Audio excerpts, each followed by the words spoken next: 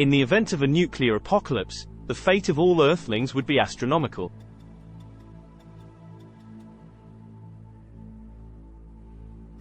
The radiation and fallout from a nuclear explosion would have devastating effects on all living beings. When a nuclear weapon detonates, it releases a tremendous amount of energy in the form of heat, light, and radiation. The immediate effects of this explosion include a blast wave that can level buildings and infrastructure, as well as a fireball that can cause widespread fires and burns.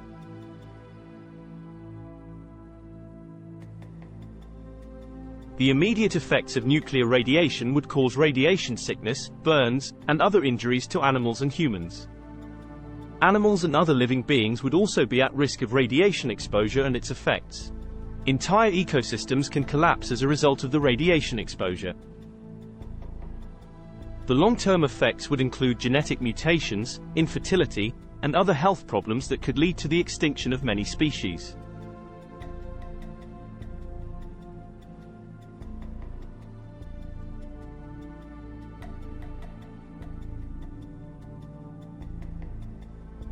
The animals that survive the initial blast and its immediate aftermath would face a bleak future, as the environment would be toxic and inhospitable.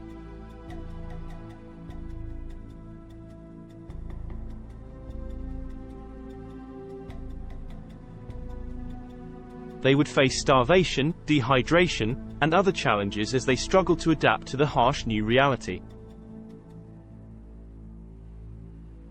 As the dust settles and the harsh reality of a nuclear apocalypse sets in, the extent of the devastation becomes clear.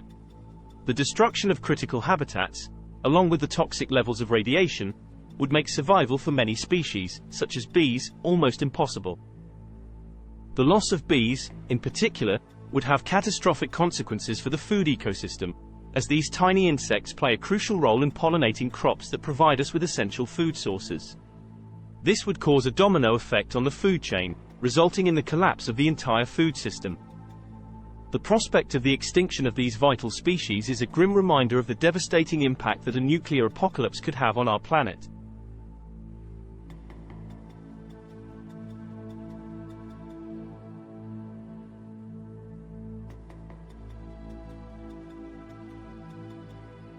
While many animals would perish in a nuclear apocalypse, some are more likely to survive than others, including the famously resilient cockroach. These insects are known for their ability to survive in even the harshest of conditions and would likely outlast many other species in the post-apocalyptic world. Larger animals such as deer and elk may be able to survive the initial blast and subsequent fallout due to their size and mobility.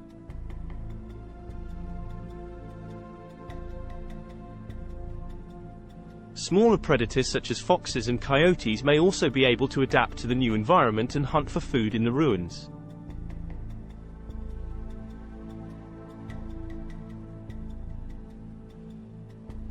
Scavengers such as vultures and rats would also have an advantage in a post-apocalyptic world, as they would be able to survive on the remains of the dead.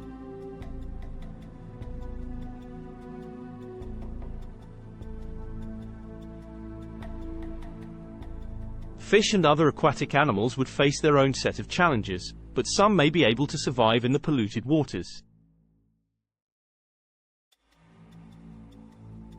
The immediate effects of a nuclear explosion would include shock waves and massive waves that would cause physical damage to marine life, such as ruptured organs, hemorrhaging, and blindness.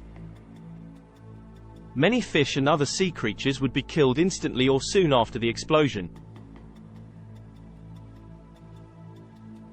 Domesticated animals, such as cats and dogs, may also be able to survive by scavenging for food and finding shelter in abandoned buildings.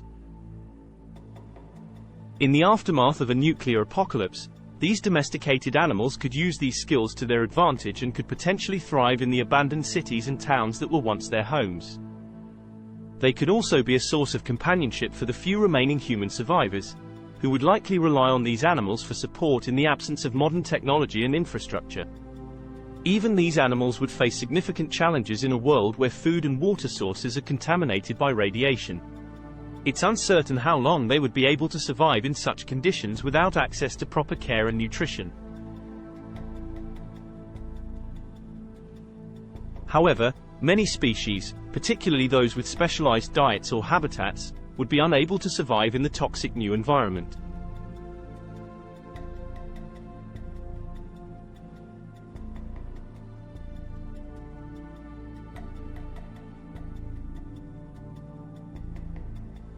The survival of humans would depend on various factors. Those who had access to nuclear bunkers or other shelters may have a better chance of survival, as they would be protected from the initial blast and fallout.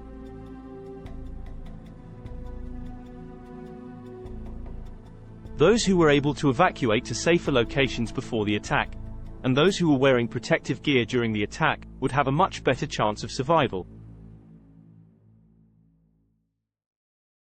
However, even those who survived the initial blast and fallout would face a harsh reality in the post-apocalyptic world, with limited access to food, water, and medical supplies, with radiation poisoning leading to a shortened lifespan and increased risk of cancer and other health problems.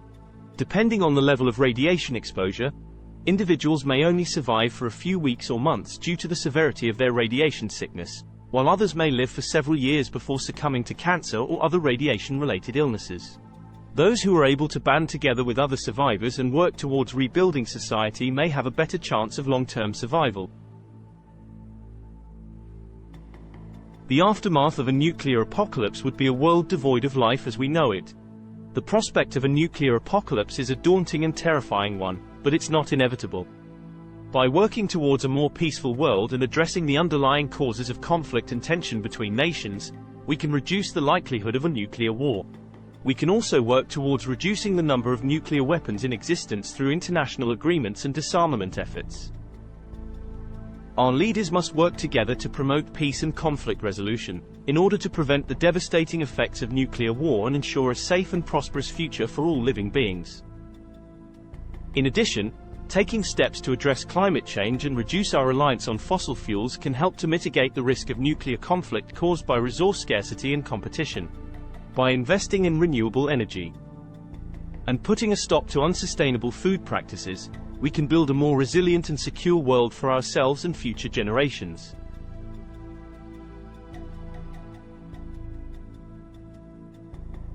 Ultimately, it's up to all of us to take action towards a better future and to ensure that the prospect of a nuclear apocalypse remains just that, a prospect, and not a reality.